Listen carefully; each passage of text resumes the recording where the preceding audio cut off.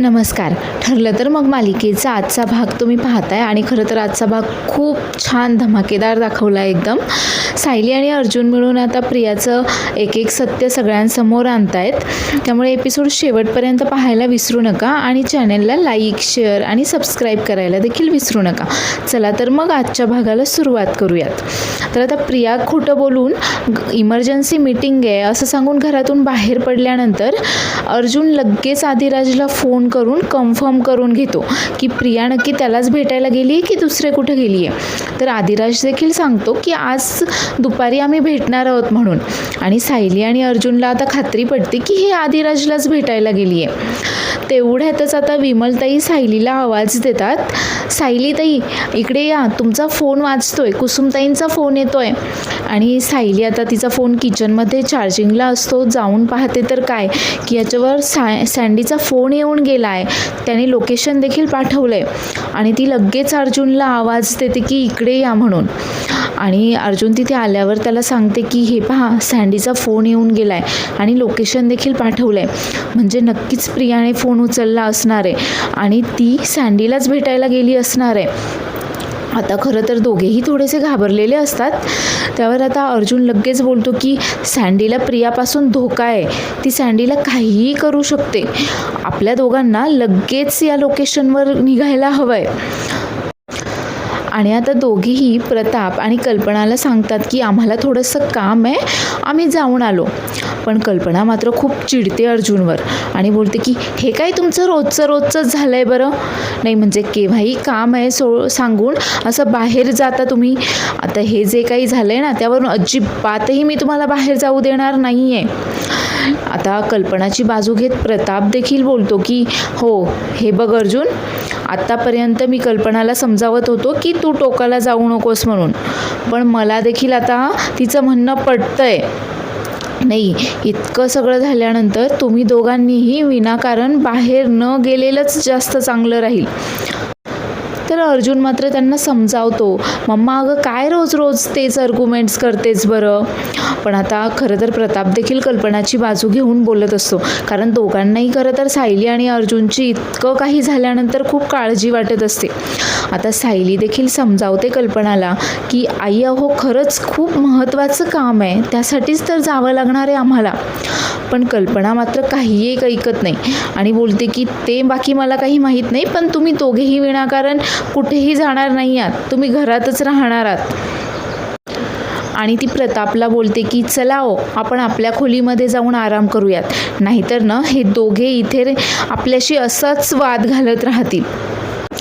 आता खरं तर कल्पनाने परवानगी दिली नाही आहे, त्यामुळे सायली आणि अर्जुनला बाहेरही पडता येत नाही आहे.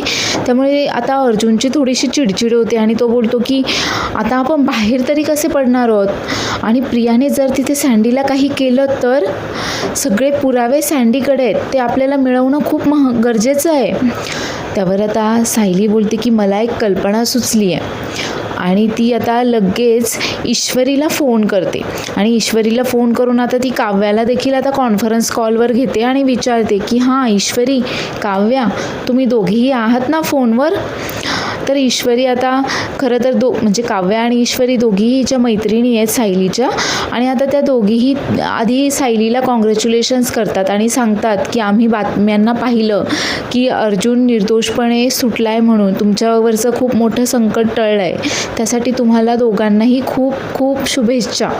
आणि तुम्ही सर्वजण कसे आहात वगैरे त्यांचं असं कॅज्युअल बोलणं सुरू असतं.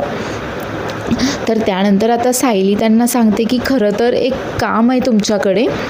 नाही, प्रिया कशी आहे ते तर तुम्हाला माहितीच आहे, पण आता तर ती खरंच खूप खालच्या पातळीला गेली आहे. नाही म्हणजे आम्हीच पेरलेल्या एका माणसासोबत तिचं अफेअर सुरू आहे आणि ते सगळे काही पुरावे वगैरे, लग्नाआधीचे देखील तिचे खूप बॉयफ्रेंड्स वगैरे होते, ते सगळे काही पुरावे आम्हाला अश्विन भाऊजींना दाखवण्यासाठी हवेत. आणि आज त्यातलाच एक जण आम्हाला हे सगळे पुरावे देणार होता, तर मात्र नेमकं आम्हाला घराच्या बाहेर पडता येत नाही आहे. त्यामुळे तुम्ही एक काम कराल का की ते पुरावे प्रियाच्या हाती न लागता तुमच्या ताब्यात घ्याल का? मी तुम्हाला लोकेशन पाठवते. तर आता त्या दोघीही एक तयार होतात. तर सायली त्यांना सांगते की आणि हो, मधुभाऊ मला नेहमी सांगायचे की आपले सगळे पैसे एका जागेवर कधीही ठेवायचे नाहीत. नाही, एका जागेवर जर पैसे ठेवले आणि चोरी झाली तर सगळेच पैसे चोरी जातील. त्यापेक्षा अजून 2 ठिकाणी आपले ते पैसे ठेवायचे, म्हणजे एका ठिकाणचे जरी पैसे चोरीला गेले ना तरी बाकी 2 ठिकाणचे पैसे राहतीलच की आपल्यासाठी. तुम्ही पुराव्यांचं देखील तसंच करा. तुमच्या तिघांमध्ये ते पुरावे वाटून घ्या. तर आता ईश्वरी आणि काव्या देखील सायलीने सांगितल्याप्रमाणे तिची मदत करायला लगेच तयार झालेत. आणि ईश्वरी बोलते की सायली, फिकर नॉट, तू काहीही काळजी करू नकोस.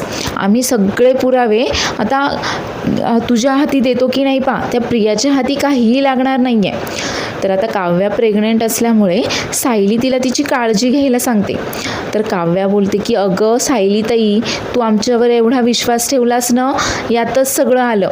तू आता काही एक काळजी करू नकोस. तर आता खरं तर इकडे हा सँडी सायलीची वाट पाहत असतो. पण आता ही प्रिया तिथे पोहोचते आणि प्रियाला पाहून सँडी तिथून पळून जाण्याचा प्रयत्न करतो. पण ही प्रिया मात्र त्याला पकडते आणि त्याची कॉलर धरतच त्याला बोलते, काय रे सँडी, तू त्या अर्जुन आणि सायलीला जाऊन मिळालास का? नाही म्हणजे मी तुझ्याशी ब्रेकअप केलं आहे याचा तू हे असा बदला घेतो आहेस माझ्याशी? त्यावर आता सँडी तिला बोलतो की प्रिया, अगं ब्रेकअप तू नाही, मी केलं आहेस तुझ्याशी. तुझा खरा चेहरा माझ्या समोर आला ना म्हणून. आता प्रिया त्याच्याकडे पुरावे मागत असते आणि बोलते की हे सगळे पुरावे ना माझ्याकडे दे. जर तू हे पुरावे सायली अर्जुनला दिलेस ना तर मी तुझा जीव घ्यायला देखील पुढे मागे पाहणार नाही आहे. आणि हा बिचारा सँडी आता ते पुरावे वाचवत कसाबसा तिच्या तावडीतून सुटायचा प्रयत्न करत असतो. आणि तेवढ्यातच तिथे ईश्वरी येते. आता प्रियाला तिथे पाहून ईश्वरी मात्र विचार करते की ही प्रिया तर आधीच इथे पोहोचली आहे. आता मात्र तिच्या हातातून ते पुरावे कसे घेणार आहे मी? माझी गाडी पण तर दुसऱ्या बाजूला आहे आणि मध्ये ट्रॅफिक पण तर किती आहे. आणि तोपर्यंत आता हा सँडी प्रियाला धक्का देऊन ते पुरावे घेऊन तिथून पळालेला असतो. आणि खरं तर खूप ट्रॅफिक झालेलं असतं तेव्हा तिथे. आणि त्या ट्रॅफिकमधनं कसाबसा रस्ता काढत आता तो पळत असतो. आणि त्याच्या मागे आता हे पुरावे घेण्यासाठी ही प्रिया पळत असते. तर ही ईश्वरी मात्र आता डायरेक्ट गाड्यांवरच चढून आता तिच्या गाडीपर्यंत पोहोचते आणि सँडीला तिच्या गाडीवर बसवून तिथून निघते. आता प्रिया मात्र सँडी हातातून सटकू नये म्हणून लगेच एक रिक्षा पकडते आणि त्या दोघांचाही पाठलाग करायला लागते. तर इकडे अर्जुन आणि सायलीने चैतन्य आणि सावंतांना आता घरीच बोलावून घेतलेलं असतं आणि स्टडी रूममध्ये बसून त्यांचं डिस्कशन चाललेलं असतं. तर अर्जुन सांगतो की प्रियाच्याबद्दलचे सगळे काही पॉईंट्स आता तुमच्या लक्षात आलेले आहेत ना, पण तरी देखील हे सगळं काही फिरवून सगळं संतोषवरच येते. आणि आता संतोषची परत एकदा सगळी काही चौकशी करायचं हे ठरवतात. त्यावर अर्जुन आता चैतन्य आणि सावंतांना सांगतो की नक्कीच या संतोषचा काहीतरी एखादा वीक पॉईंट असणार आहे जो की या प्रियाच्या हाती लागला आहे आणि त्यावरूनच ब्लॅकमेल करून तिने आता खुनाचा आळ त्याला स्वतःवर घ्यायला लावला आहे. आपण एक काम करूयात, या संतोषचं सगळं काही बॅकग्राऊंड वगैरे चेक करूयात. नाही, तुम्ही दोघेही आता संतोषचं सगळं काही बॅकग्राऊंड वगैरे चेक करा. त्याच्या फॅमिलीमध्ये त्याच्या घरी कोण कोण असतं काय वगैरे सगळं काही चेक करा, म्हणजे आपल्या लक्षात येईल. तर आता अर्जुनने सांगितल्याप्रमाणे चैतन्य आणि सावंत देखील आता पुढे इन्व्हेस्टिगेशन करायला तयार होतात. तर इकडे आता काव्या देखील या ईश्वरीला येऊन भेटलेली असते. तर आता ईश्वरी देखील आता त्या सँडीला घेऊन मात्र प्रियापासून आता ती खूप दूर घेऊन आलेली असते. पण प्रिया देखील आता रिक्षाने त्यांचा पाठलाग करत करत त्यांच्यापर्यंत पोहोचली आहे आणि त्याच वेळेस आता काव्या देखील तिथे आली आहे. तर आता सायलीने सांगितल्याप्रमाणे काव्या आणि ईश्वरी दोघींनीही आता ते जे काही पुरावे असतात ते सगळे काही त्यांच्या ताब्यामध्ये घेतले आहेत. आणि आता प्रिया तिथे येताच काव्या मात्र जोरजोरात ओरडते, अरे सँडी पळ, ते पुरावे घेऊन अजिबात ते प्रियाच्या हाती देऊ नकोस. तर ईश्वरीच्या नेमकं गाडीतलं पेट्रोल संपलेलं असतं, त्यामुळे आता मात्र सँडीला तिथून मात्र तसंच पळ काढावा लागतो. आता सँडीच्या हातातही काही इन्व्हलप्स असतात, पण त्यामध्ये मात्र काहीही पुरावे वगैरे नसतातच. तर आता ही प्रिया मात्र या काव्याला उडवणारच. तेवढ्यातच आता ईश्वरी तिला खेचून घेते आणि बोलते की बावळट आहे का गं ही, नाही हिला कळत नाही का की तू प्रेग्नंट आहेस म्हणून. त्यावर आता काव्या बोलते की अगं आपल्याला माहिती आहे ना ती कशी आहे, तिचं मन किती काळं आहे, ते तिच्याकडनं चांगलं वागायची अपेक्षा कशी करू शकतो बरं आपण. त्यावर आता ईश्वरी बोलते की हो नाही पण तुझंही धाडस आहे नाही म्हणजे प्रेग्नंट असताना देखील तू सायलीच्या मदतीला धावून आली आहेस. त्यावर आता काव्या बोलते की अगं मला IAS व्हायचं आहे आणि जो काही कचरा साफ करायचा आहे ना त्याची सुरुवात आता मी सुभेदारांच्या घरापासून केली आहे असं समजूयात.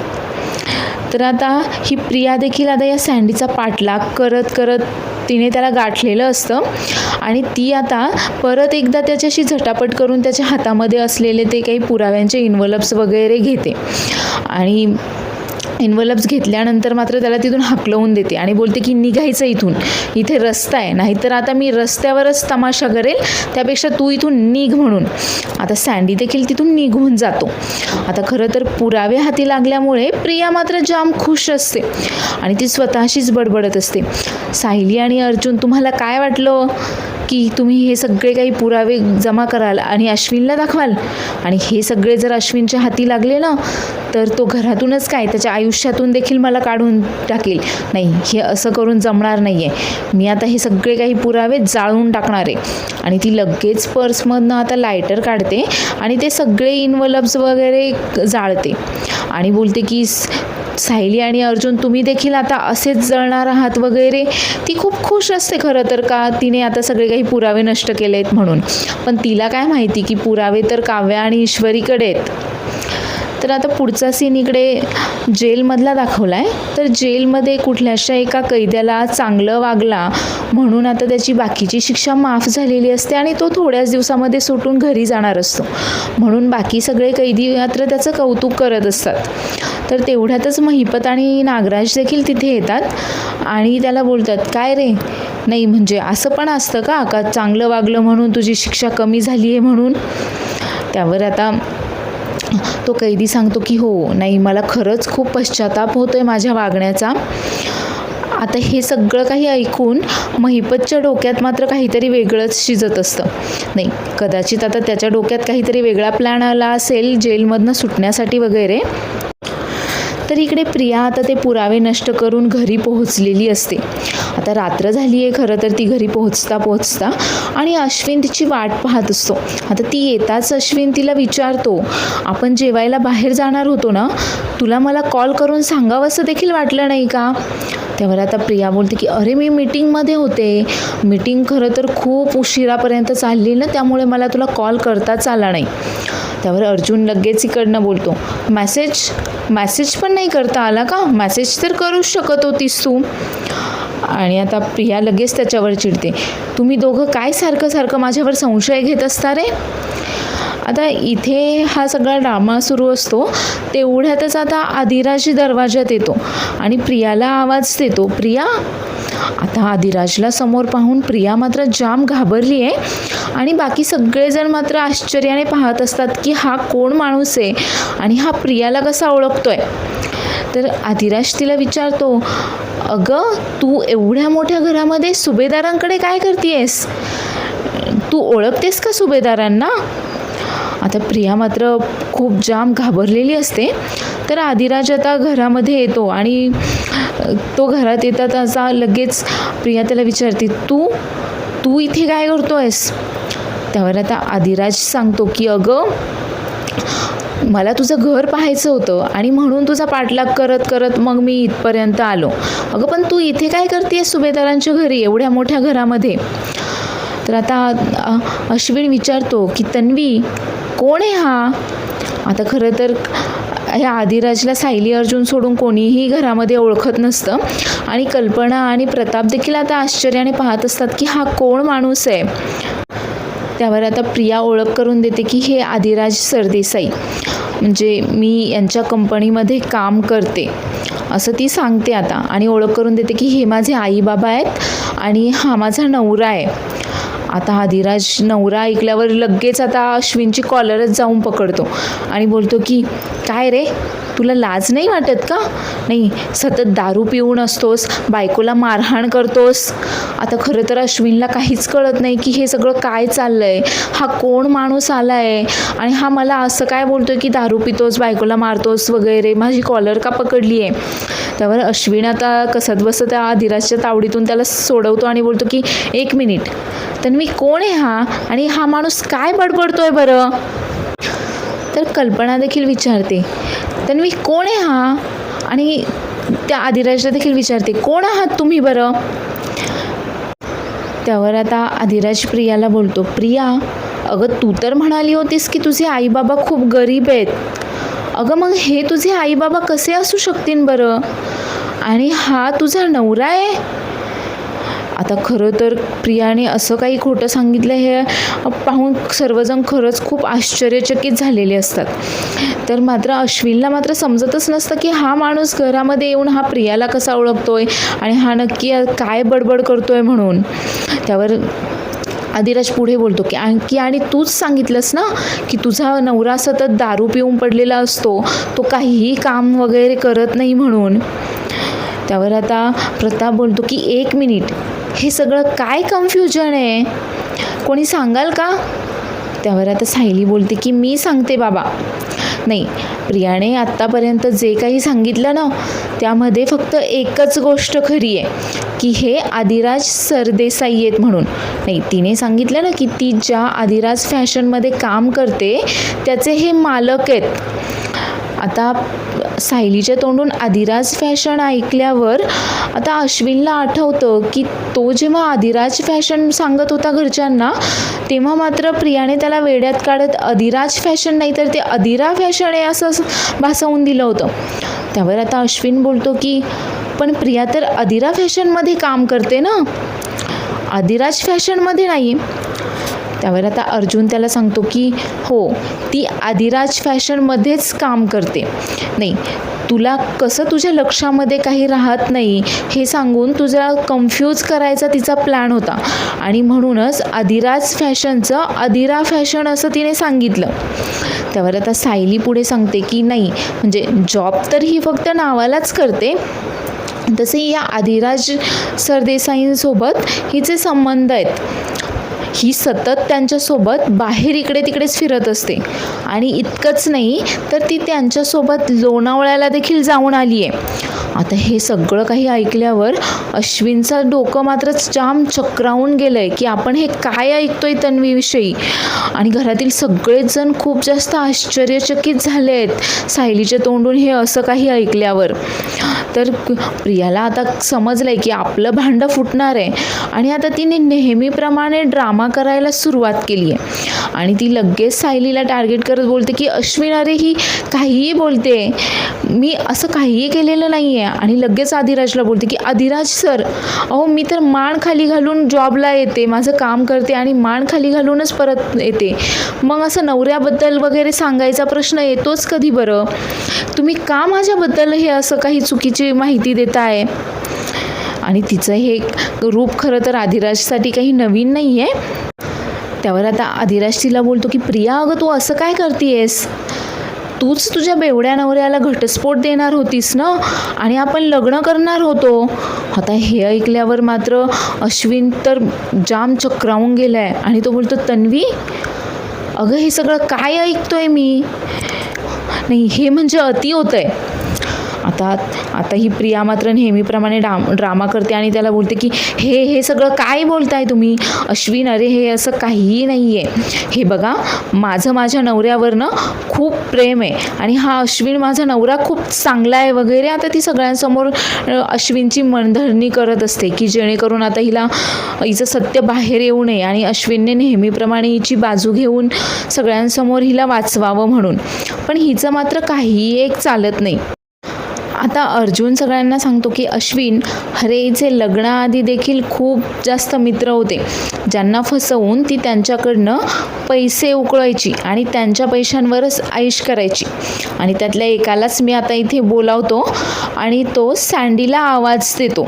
आता सँडीला आवाज देतात सँडी लगेच तिथे हजर होतो. आता सँडी आल्यावर मात्र प्रिया आता परत एकदा जाम घाबरली आहे, कारण आता तिला कळून चुकलं आहे की आता आपण काहीही करून किंवा बोलून काही एक उपयोग नाही आहे.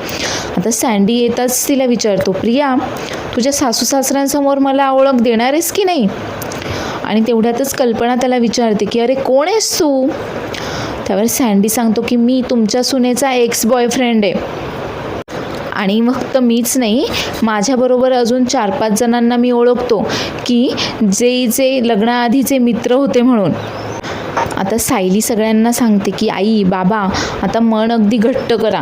नाही, हिचे लग्नाआधी ना असे खूप मित्र होते. इतकंच नाही, त्यातल्या दोघांचं तर लग्न झालेलं होतं, त्यांना मुलं देखील होते, पण हिने मात्र त्यांच्या कुटुंबाचा थोडा देखील विचार केला नाही.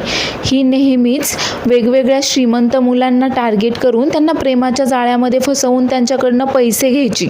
आता हे तिच्याबद्दल एवढं सगळं ऐकल्यानंतर खरं तर घरातले सगळेजण खूप शॉक झालेले असतात. प्रिया मात्र नेहमीप्रमाणे आता ड्रामा क्रिएट करतच असते आणि अश्विनला बोलते की अरे माझं तुझ्यावर खूप प्रेम आहे. आणि अश्विन, हे बघ, मी कबूल करते की लग्नाआधी माझे 1-2 मित्र होते, पण अरे हे सायली अर्जुन सगळं काही खोटं सांगतायत. माझं आता फक्त तुझ्यावर प्रेम आहे. लग्न झाल्यापासून मी परपुरुषाकडे पाहिलं देखील नाही आहे. त्यावर आता अश्विन देखील तिला बोलतो की तन्वी, अगं हे सगळं काय आहे? नाही, म्हणजे लग्नाआधीच्या गोष्टींवर आपण बोलायलाच नको, कारण लग्नाआधी माझा देखील एक पास्ट होता. पण अगं, हे आत्ता हा जो माणूस इथे आला आहे, हा कोण आहे? हे सगळं काय चाललं आहे? हे सगळेजण काय बोलत आहेत तुझ्याबद्दल? आता खरं तर प्रिया नेहमीप्रमाणे अश्विनला घोळात घ्यायचा प्रयत्न करत असते, पण इतकं सगळं आता समोर आल्यानंतर अश्विन मात्र तिचं काही एक ऐकून घेत नाही. आणि साहजिकच आहे, अश्विनच्या जागी दुसरं कोणी असतं तर त्यांनी देखील काही ऐकूनही घेतलं नसतं.